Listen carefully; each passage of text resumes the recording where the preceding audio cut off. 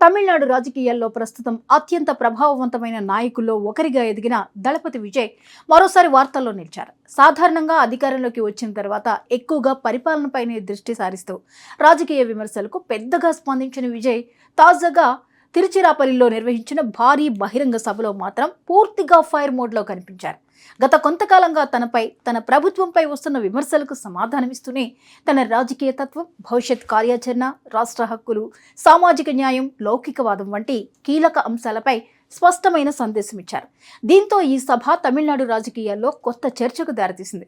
గత అసెంబ్లీ ఎన్నికల్లో అనూహ్య విజయంతో తమిళగ వెట్రి కళగం పార్టీని రాష్ట్రంలో అతిపెద్ద రాజకీయ శక్తిగా నిలబెట్టిన విజయ్ అనంతరం ముఖ్యమంత్రిగా బాధ్యతలు చేపట్టిన తర్వాత సైలెంట్ అడ్మినిస్ట్రేటర్గా పేరు తెచ్చుకున్నారు. రాజకీయ ప్రత్యర్థుల విమర్శలకు పెద్దగా స్పందించకుండా పాలన ద్వారానే ప్రజలకు సమాధానం చెప్పాలనే ధోరణిని అవలంబించారు. అయితే తిరుచిరాపల్లి సభలో మాత్రం ఆయన స్వరం పూర్తిగా భిన్నంగా వినిపించింది. వేదికపైకి వచ్చిన క్షణం నుంచే ఆయన ప్రసంగం రాజకీయంగా పదునైన సందేశాలతో నిండిపోయింది. ప్రజలను మోసం చేయడానికి, తప్పుడు హామీలిచ్చి ఓట్లు పొందడానికి తాను రాజకీయాల్లోకి రాలేదని విజయ్ స్పష్టం చేశారు. ప్రజల పక్షాన నిలబడి వారి కోసం పనిచేయాలనే లక్ష్యంతోనే రాజకీయాల్లోకి వచ్చానని చెప్పారు. తన రాజకీయ ప్రయాణం వెనుక ఎలాంటి సందిగ్ధత లేదని, ప్రజాసేవే తన ఏకైక లక్ష్యమని ప్రకటించారు.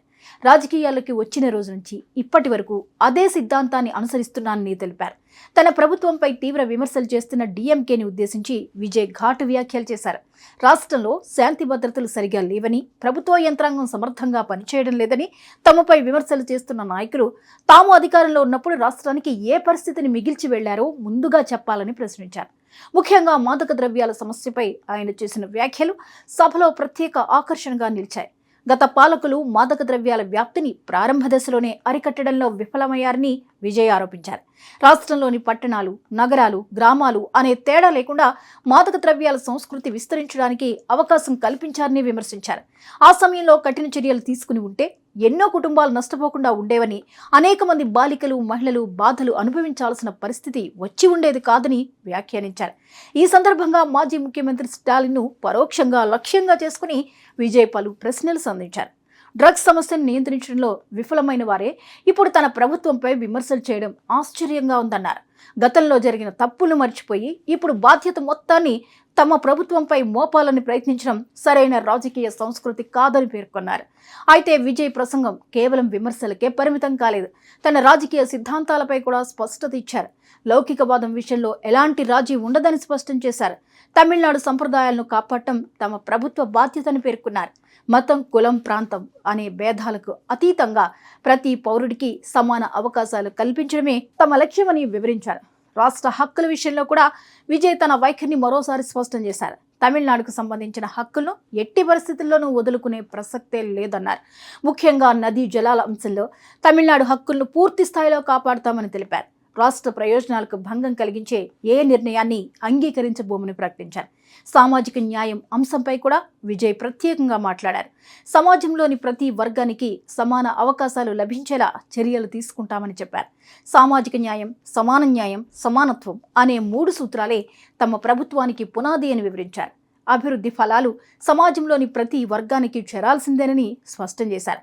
విజయ్ ప్రసంగంలో మరో ఆసక్తికర అంశం ఆయన నియోజకవర్గ ప్రస్తావన. ప్రస్తుతం ప్రజలు తనను పెరంబూరు శాసనసభ్యుడిగా పిలుస్తున్నారని, అది ఎన్నికల నియమాల ప్రకారం సరైనదేనని చెప్పారు.